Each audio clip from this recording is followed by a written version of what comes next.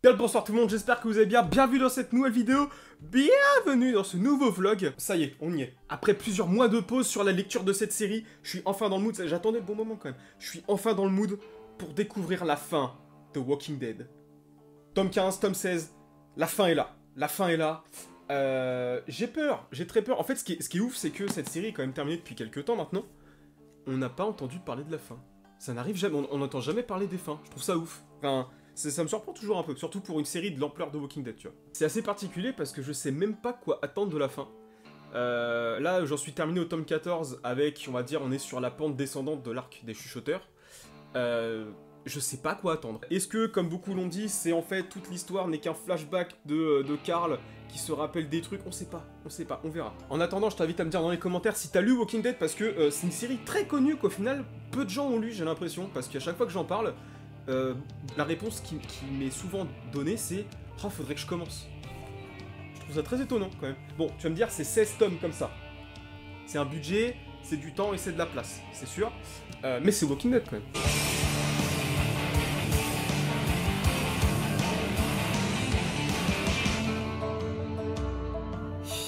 Les 3-4 premières pages, là, rappellent un événement très douloureux du dernier tome, qui m'a fait très mal. C'est... Ouf, soufflons un peu, hein. oh, ce dialogue de Rick, là. Oh, putain. On n'est plus à une tombe près. C'est si violent. Bon, c'est évidemment un moment très intéressant que mon panolette se coupe, ce bâtard. Ce qui se passe globalement, c'est que y a la colline qui est une des communautés de toute la série qui a été détruite, et les autres communautés s'organisent pour aller reconstruire. Donc en fait, ils emmènent des matériaux là-bas. Et en même temps, il y a un petit groupe qui part pour explorer l'extérieur du camp, pour des histoires, voilà, tout ça. Et en fait, je crois que c'est la première fois que dans la série, ils vont aussi loin du camp, en fait. Ils vont vraiment visiter la ville, à part au tout début, évidemment. Mais là, du coup, on a le droit à une belle double page, où juste ils se pointent dans la ville. Et ils vont chercher. Voilà. Donc c'est intéressant, c'est très cool. C'est marrant parce que c'est très anxiogène comme... c'est d'être dans la ville quand t'as une apocalypse zombie comme ça, même si ça fait plusieurs années et que les zombies commencent à se décomposer. Ce qui caractérise bien la série, c'est que au final, elle a une date de péremption. Au bout d'un moment, il y aura quasiment plus de zombies. Tu vois. Et là, il y a des plans genre très marrants, juste des zooms sans dialogue sur les bâtiments, sur les buildings, sur les trottoirs, enfin... C'est marrant. On n'avait pas vu ça depuis les premières pages, et c'est cool de revoir ça. Tu vois, il y a un dialogue là tout de suite qui me fait dire que la série de télé, elle a eu des bons côtés, mais elle a eu aussi des putains de mauvais côtés, notamment sur certaines relations entre les personnages. Si t'as vu la série télé, le triangle amoureux, Siddiq, Rosita, Eugène, là, un peu chelou cette histoire. C'est un peu présent dans le comics, mais c'est vachement mieux fait. Tu vois, genre, c'est logique, enfin... C'est intéressant, comparé à la série, c'est intéressant. Et ça me fait dire que putain, les libertés que la série télé a pris des fois... Pas expert, mais quand t'as une apocalypse zombie, que t'es dans une ville déserte, qui semble déserte, et qu'on te crie « Eh oh, y'a quelqu'un !» Ça se passe rarement bien, je sais pas. On va voir, réponse tout de suite.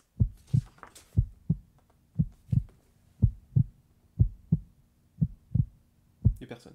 Oh putain, y'a quelqu'un! J'ai rien dit, y a pas personne. Oh là là. Putain, c'est un nouveau personnage, quoi. Tome 15. C'est ouf. Moi, j'en parle maintenant parce que je le vois très bien, là. Ces éditions, elles sont super. Beau papier, cartonné, intégral, tout ça. C'est pas chapitré. Comme les souples. C'est pas chapitré. T'as pas la séparation entre chaque épisode. Mais tu le sens. Genre là, je viens de passer une page. T'as eu une double page, tu sens que ça repart sur autre chose. Et là, c'était la coupure. C'est super chiant. C'est super chiant, c'est le seul défaut, c'est très chiant ça. T'as aucun rythme. La seule séparation, enfin le seul chapitrage que t'as, c'est pour séparer les deux tomes souples. Donc là en gros, au milieu du bouquin, t'as un truc, et le reste, ça s'enchaîne. C'est chiant. J'y pense maintenant parce que je viens de voir ça là. Est-ce que vous avez des marque-pages un peu chelous comme moi? Parce que j'utilise des cartes Yu-Gi-Oh! Aujourd'hui j'ai opté pour le golem mécanique quantique. Dites-moi quelle est votre meilleure carte Yu-Gi-Oh! Marque-page dans les commentaires. Il y a un truc aussi que je note depuis quelques temps au niveau de la lecture, c'est que la série prend quand même pas mal le penchant de la relation entre tous les personnages, tu vois. Que ce soit un frère et une sœur qui s'éloignent, question de sentiments, deux personnes qui se tournent autour, tu vois, ce genre de choses. Et en vrai, pour le coup, je suis pas trop dans ces délires-là, genre, par exemple, les cartes essentielles, cartes supplées, je peux pas. L'assistant Elissa, frère, je sais pas comment il fait. Mais là, pour le coup, eh ben... c'est intéressant, sachant qu'en fait, tous les personnages, ils ont un peu des relations recomposées, si tu veux. Parce que, bah, t'as deux personnes qui étaient ensemble, il y en a une qui est morte, du coup, bah, il y en a un qui est demi-frère avec l'autre. Enfin, les relations se construisent au fur et à mesure de la série aussi. Et c'est cool à voir. C'est intéressant de voir comment l'environnement affecte leur vie. Je trouve ça cool. Oh putain, ils recrutent les cons. Le seul regret que j'ai avec ce tome pour le moment, c'est qu'on voit pas assez Negan. On le voit quelques fois, ses dialogues sont toujours goldés, mec. Negan, c'est le boss, vraiment. En fait, il est dans une période où il est tout seul et il a des conversations avec lui-même.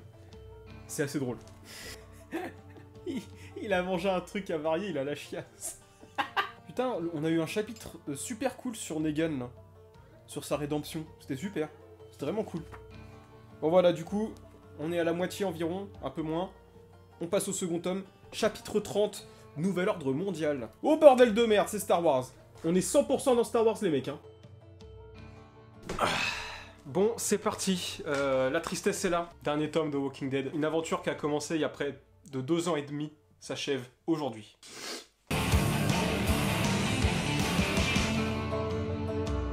Quand même. Les doubles pages comme ça fait super plaisir de les revoir. Au final, des planches comme ça, bah il y en a très peu dans toute la série. Et c'est cool. Par contre, on assiste à un truc vraiment stylé. Ils arrivent à dévier une horde qui est devant eux en mode... ils sont tellement expérimentés maintenant, ils ont toute une procédure en mode bah vous faites ça, et ils dévient une horde en dehors de la trajectoire initiale pour que ça évite les problèmes. Je trouve ça trop cool. Putain, c'est vrai, le mec a une armure, il rentre comme as dans la horde et il craint rien. Putain, je viens d'assister à une scène, c'est un peu terrible. Genre, toute l'histoire de la Confédération, là, le principe c'est qu'il se repose sur la vie d'avant. Genre, quel statut t'avais dans la vie actuelle, et ça va déterminer le statut dans lequel tu seras dans la Confédération. Et en fait, au final, ce que le groupe de Rick véhiculait comme idée, c'est que bah, c'était un peu une seconde vie, que peu importe ce que t'avais fait avant, t'avais une chance à la rédemption en gros. Que là, bah, si t'étais au plus bas de l'échelle et que t'avais pas d'argent, et bah t'étais condamné à être comme ça aussi dans la Confédération. Et c'est la différence d'idées qui oppose Rick et la Confédération et la gouverneuse, et c'est assez intéressant, enfin j'ai hâte de voir comment ça va se décanter, parce qu'en vrai, c'est tellement la philosophie de base depuis le début de la série que... ils peuvent pas faire de concessions là-dessus, c'est pas possible. Ils en feront pas. Oh, il y a même des violences policières dedans, quoi, genre... ça va tellement pas bien se passer. La situation, elle s'empire de ouf, et la morale de tout ça, genre, c'est terrible, en fait. Qu'ils essayent de reconstruire la civilisation, mais genre, la civilisation, elle est pas si civilisée que ça. Ça me laisse perplexe. Genre, Rick, il est en train de perdre la boule, là, genre... ah là là là là. Pour vous résumer globalement, il y a une violence policière dans la Confédération, et la gouvernante, elle veut maintenir la sécurité, mais jusqu'où tu peux aller pour ça, tu vois. Je réfléchis beaucoup. Et c'est reparti, putain. Dwight, c'est devenu mon nouveau perso préféré, je vous le dis. Putain, mais Rick, cette girouette, comment ça me fait péter un câble, genre... ça y est, ça parle d'histoire de camp, là, de... Putain, les humains, genre, arrêtez, quoi. Ah là là, c'est le début de la merde, là. Putain, mais Dwight, cet homme...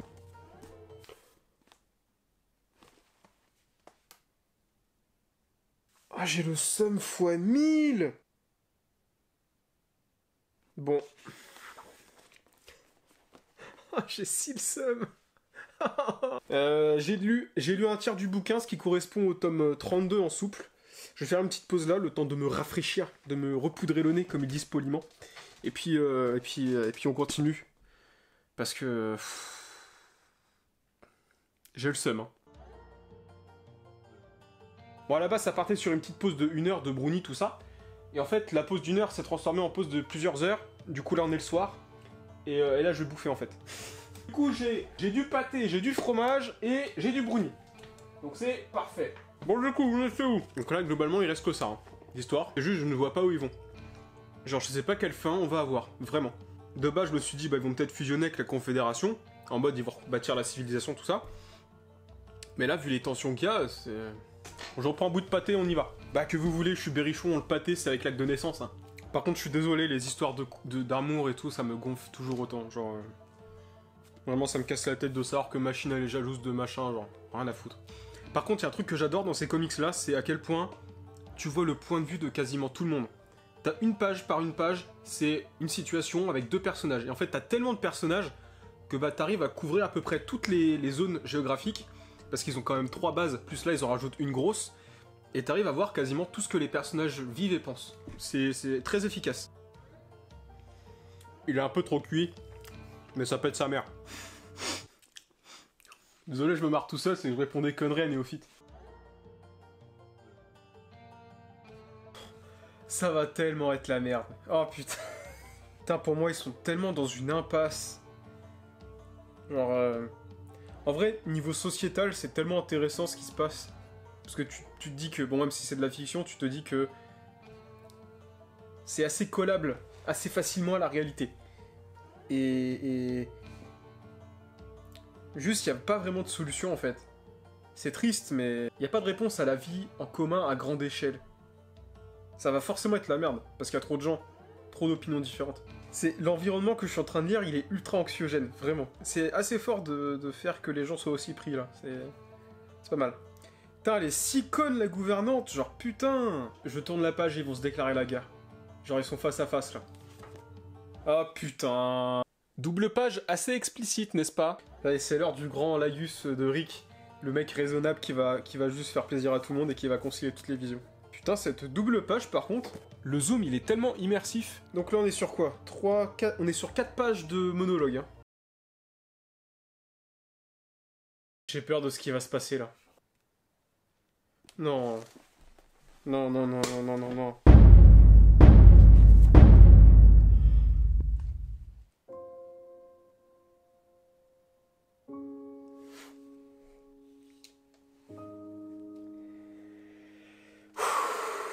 Faut que j'envoie un message à l'assistant pour évacuer, là. Ah, putain. Attends, je vais carrément l'appeler, j'ai besoin d'un soutien psychologique, là. Allô, patron? Ouais, mec, ça va? Oui. Je te dérange pas? Ça me dérange pas. Il est juste minuit et demi, quoi. Mais bon. Non, mais ça va. J'ai besoin de soutien psychologique, là. Ah. Raconte. Genre, là, je suis aux 2 tiers du tome 16. Et totalement de mourir. Ah.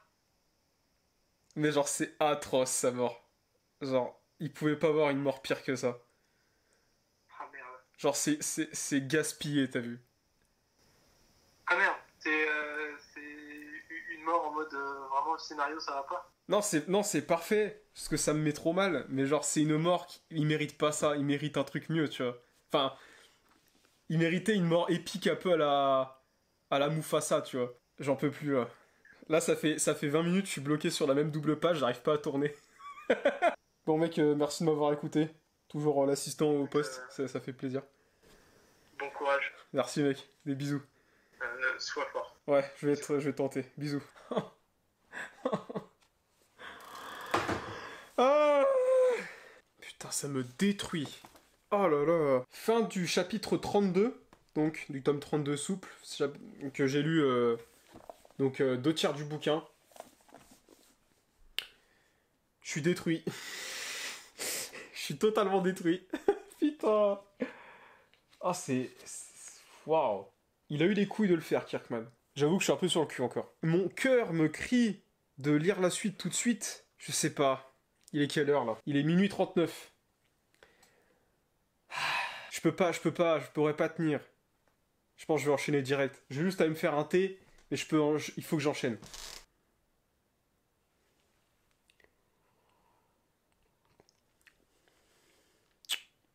Ça fait 20 minutes que j'ai lu, là, et que je suis parti me faire un thé. Je pensais pas que ça me toucherait autant, tu vois. Il me reste ça. Il me reste ça, là. C'est rien du tout. Ça fait mal un peu, hein. Ça fait mal, ça fait mal. Et encore plus étonné du fait que, genre, vu l'impact que ça a sur moi, étonné du fait que j'ai pas entendu une seule putain de fois parler de la fin de la série de Walking Dead, qui est quand même un monument du comics. Bon, début de l'épilogue, donc qui est le tome 33.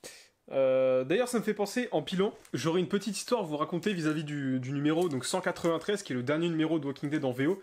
J'aurai une petite histoire un peu drôle à vous raconter là-dessus. Par contre, j'ai juste peur que l'épilogue là, que ça soit pas la continuité de l'histoire qu'on a lue. J'ai juste peur que ce soit que ça montre le monde dans le futur, tu vois. Genre, je sais même pas ce que. On va voir. Je ferme ma gueule, on y va. Oh putain. où il s'est passé des choses. Par contre, le dessin m'a l'air bizarre. C'est pas Charlie Adlard qui dessine, c'est Charlie Adlard. Putain, il y a des cases qui sont vraiment chelous. Mais attends, ça veut dire que... Oh putain. Quand je vous disais que le dessin, des fois, il était chelou, voire il faisait limite mal, je me permets de vous montrer cette personne qui fait quand même extrêmement mal. Je crois voir l'histoire se dessiner. Si c'est ce que je pense, c'est totalement fou. Putain, mais ouais. Mais bien sûr. C'est terrible, je peux rien vous dire, là, sinon ça vous spoil tellement. Il y aura une partie spoiler dans le bilan de la vidéo, de toute façon, hein. Ça c'est clair et net.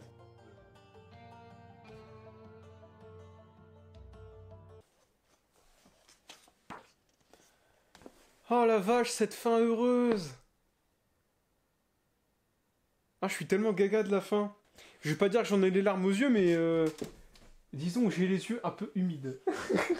Non, c'est une très belle fin. C'est vraiment une très très belle fin. Je vais me laisser quelques jours quand même pour méditer sur la fin, sur mes attentes et tout ce que j'en retire, pour faire le bilan. Tout ce que je note maintenant, c'est que là, la page d'à côté fait très mal. Bon, on va se quitter là pour la lecture. On se retrouve tout de suite pour le bilan. Et je pose la question à chaque fois de est-ce que c'est une lecture que vous devriez avoir? Je pense que la réponse elle est toute trouvée. Bah absolument. Genre absolument. Le fait que j'adore Walking Dead, c'est l'accumulation de plein de choses. Déjà le fait que c'est la réelle première série longue que je lis. J'ai jamais lu une série avec autant de tomes avant, et c'est la première fois que j'en termine une, donc ça fait quelque chose. En fait, c'est une aventure qui te suit depuis longtemps.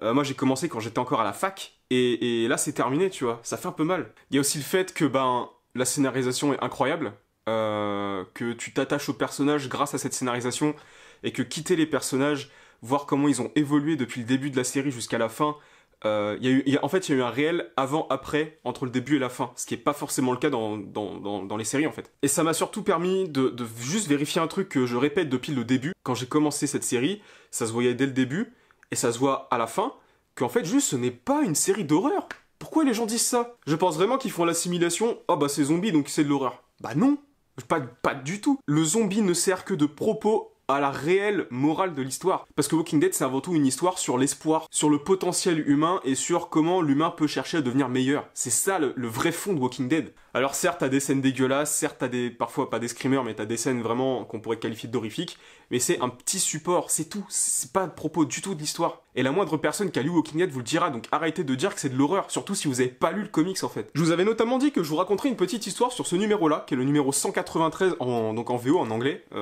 premier tirage. C'est important de le noter. Parce qu'en fait, si vous savez pas comment la publication des comics en VO fonctionne, Image Comics, qui est l'éditeur de Walking Dead, passe par un distributeur qui s'appelle Diamond Comics. Et Diamond envoie tous les mois aux libraires et aux comic shops un catalogue qui s'appelle Previews, et c'est un catalogue qui montre les futures sorties sur un mois ou même plus. Et donc dans la catégorie Walking Dead, t'avais ce numéro 193 qui était listé, et t'avais un numéro 194 et un numéro 195 qui étaient listés avec des couvertures. Donc les libraires, ils commandent leur nombre habituel de numéros, et puis quand les libraires les reçoivent, Kirkman il fait une petite sortie, puis il fait ah ouais au fait, c'est le dernier numéro. En fait le 194 et le 195 qui étaient annoncés c'était un prank, et tout le monde était en mode attends quoi? Donc tout le monde s'est jeté sur les numéros, j'ai réussi à en choper un. Et sachant qu'à l'époque j'étais genre peut-être tome 5, tu vois. Je l'ai fait vraiment pour la couverture, et pour le fait que ce numéro a vraiment une histoire particulière. Et maintenant que je l'ai lu ce numéro, je l'aime tellement plus. Je l'aime encore plus que l'histoire qu'il a de base. C'était fou. C'est assez dingue, mais je crois avoir plus de choses à dire sur l'épilogue, donc le numéro 33 souple, donc sur ce numéro-là, que sur quasiment toute la série. Tellement, en aussi peu de pages, t'as tellement de concepts et d'idées qui sont posés, et Kirkman c'est juste le best. Du coup, je suis assez curieux de voir si la série télé va reprendre exactement cette même fin, parce que c'est une très bonne fin, j'ai adoré cette fin-là. Donc au final, la réponse à la question est-ce que vous devriez lire Walking Dead, c'est un gros oui. Walking Dead c'est génial. Il y a des défauts, bien sûr, hein. Le dessin, voilà, moi j'aime pas. J'ai pas aimé du tout le dessin. Je trouve que ça a été un vrai gâchis dans l'histoire, parce que s'ils avaient gardé Tony Moore tout le long, ça aurait été super. C'est celui qui a fait le premier numéro. Le dessin là est génial. Charlie Adlard j'ai pas compris. Même s'il y a un step-up évident entre les premiers numéros qu'il a dessinés et les derniers, ça reste moyen, je trouve. Après chacun est libre d'avoir son avis, mais moi je trouve que ça reste moyen. Aussi il y a des axes de scénario qui ont été un peu squeezés. La façon dont Beta quitte le comics est pas ouf. Vraiment, c'est un personnage qui a eu un petit push au moment de la fin de l'arc des chuchoteurs en mode on va mettre en avant, et en 2 pages c'était réglé, donc c'était très bizarre, j'ai pas compris où Kirkman voulait en venir. Sinon c'est un gros oui globalement. Je me suis attaché à des personnages que j'aurais jamais pensé aimer. Grand big up à Andrea pour ceux qui savent. La série a son lot de personnages attachants et qu'ils soient gentils ou pas, notamment Negan. Ce qu'il faut savoir c'est qu'il n'y a pas de suite à Negan, enfin en tout cas pas dans la série. Parce que quand la série s'est terminée en VO, ils ont sorti ça aux États-Unis, donc là c'est la version française qui a été faite par Delcourt, qui est totalement ce qui se passe avec Negan. Qu'est-ce qui lui arrive? Et puis vous avez peut-être vu un autre tome à côté qui s'appelle Walking Dead l'étranger, qui est un spin-off de ce que j'ai compris, qui se passe en Europe. L'épidémie en Europe. Je sais pas ce que ça vaut, mais en fait ça me permet d'étendre l'univers de Walking Dead et de faire que la série n'est pas 100% terminée dans ma tête, tu vois. Je préfère.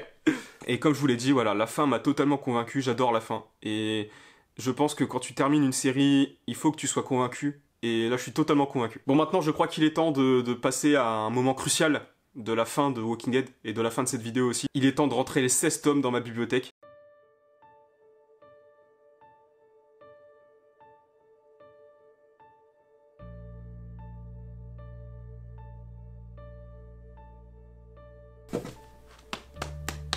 Je vous propose qu'on mette le dernier tome ensemble.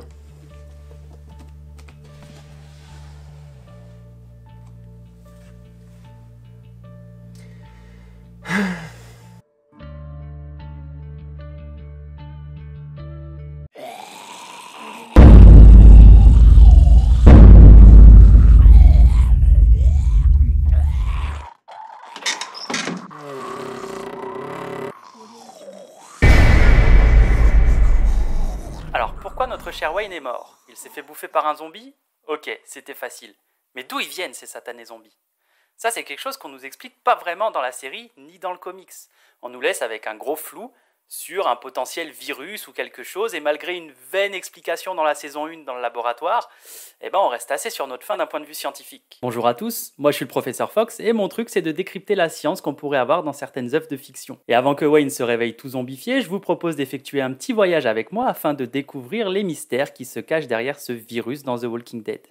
Le premier point qu'il faut prendre en compte dans une épidémie, c'est le mode de contamination. Là, on sait pas grand-chose non plus. On sait vaguement que ça s'est fait à l'échelle mondiale et que ça développe des symptômes qui, au-delà de ramener les morts en vie, a des effets hyper néfastes sur le cerveau. Ce virus, il se propage hyper rapidement et de manière exponentielle, c'est-à-dire qu'il se propage de plus en plus vite et de plus en plus intensément pour toucher toute la population mondiale. Des virus comme ça, il en existe. La preuve, ces derniers temps, on en était bien garni. China has identified the cause of the mysterious new virus. Coronavirus. Coronavirus. There are fears a rapidly spreading virus has reached Australia. This is a rapidly emerging situation where there is not a... Mais des virus comme ça, c'est pas encore assez rapide pour se propager à toute la population mondiale. Pour ça, il faudrait un virus extrêmement virulent et qui provoque des symptômes, comme on l'a dit tout à l'heure, hyper bizarres. Un truc qui altère le cerveau, altère la perception et donne envie aux gens de bouffer les autres humains. Hyper bizarre. Et j'ai beau avoir épluché pas mal de virus dans des banques de données, j'en ai trouvé aucun qui aurait des symptômes à peu près similaires. Il faut donc chercher ailleurs. Et heureusement pour nous, en cette belle journée d'Halloween, il n'y a pas que les virus qui permettent de rendre l'homme malade, ou simplement de crever. Pour notre cas à nous, je vais vous proposer 2 types de contamination. Les prions. Un prion, c'est pas un virus, c'est une protéine qui peut se recroqueviller sur elle-même et si elle se recroqueville un peu trop, elle peut avoir des comportements totalement différents d'un prion dit normal. Ces protéines, qui sont mal repliées sur elles-mêmes, peuvent se propager dans le cerveau et s'agglomérer autour des neurones. Ces amas autour des neurones causent la mort des cellules et laissent des trous béants dans le cerveau, ce qui, on va pas se mentir, altère énormément son fonctionnement. C'est cette protéine qui était à l'origine de l'épidémie de la vache folle dans les années 2000. Et ce qui est intéressant pour nous, c'est que cette protéine, elle s'attaque pas qu'aux animaux, elle s'attaque aussi aux hommes. Le parfait exemple, c'est la maladie de Creutzfeldt-Jakob. Elle s'est développée à la fin des années 90 par l'ingestion de prions dans la nourriture. Les symptômes sont une sévère dégénération du cerveau qui se caractérise par un fort amaigrissement, une démence et des troubles de l'équilibre. Avouez qu'on s'approche pas mal de notre zombification. On envoie ensuite la CIA balancer des petites capsules remplies de prions dans les métros de New York et boum, on a notre épidémie. Bon, en réalité, ça marche pas très bien pour créer une nouvelle race de zombies, parce que de 1, les victimes de Creutzfeldt-Jakob sont encore vivantes, on peut donc pas parler de morts vivants, et de 2, après l'apparition des symptômes, elles meurent souvent très rapidement. Il nous faut creuser ailleurs. Un parasite, c'est un être vivant qui vit dans un autre être vivant. Et des parasites, il y en a des graves cool. Par exemple, l'Ophiocordyceps unilateralis, ou Cordyceps, c'est beaucoup plus simple, c'est un champignon qui diffuse des spores dans l'air. Ces spores se déposent sur des insectes, genre des fourmis, et pénètrent dans leur peau. Une fois à l'intérieur, les spores balancent plein de substances chimiques dans le cerveau de l'insecte et permettent de le contrôler. Alors qu'est-ce qu'ils font? Ils les envoient, comme si c'était leurs petites marionnettes, sur des branches d'arbres bien hautes. Pourquoi? Une fois qu'ils sont bien hauts, les spores peuvent sortir en éclatant l'abdomen de la fourmi et se déverser dans toute la forêt pour infecter de plus en plus d'insectes. C'est là la première étape d'un contrôle mental. On sait que des champignons, donc des spores, arrivent à contrôler le cerveau de certains insectes. On a juste à imaginer une mutation de ces champignons, comme l'évolution fait muter les organismes au fil du temps, et on peut très bien imaginer que cette mutation du cordyceps pourrait le faire s'attaquer à l'homme et le contrôler de la même manière. Bon, après on grimperait tous à des branches, ce serait un peu chelou. Je vous présente un autre gentil parasite qui s'appelle Toxoplasma gondii. Le Toxoplasma gondii, c'est un parasite qui infecte les rats et qui s'attaque à leur cerveau, pareil, pour les contrôler. Je vous apprends rien, un rat, ça a instinctivement peur d'un chat. Le Toxoplasma gondii, ce qu'il fait, c'est qu'il va à l'endroit du cortex où la peur du rat pour le chat est ciblée, et en trifouillant à l'intérieur, il va transformer cette peur en désir, comme il pourrait ressentir pour une femelle rat par exemple.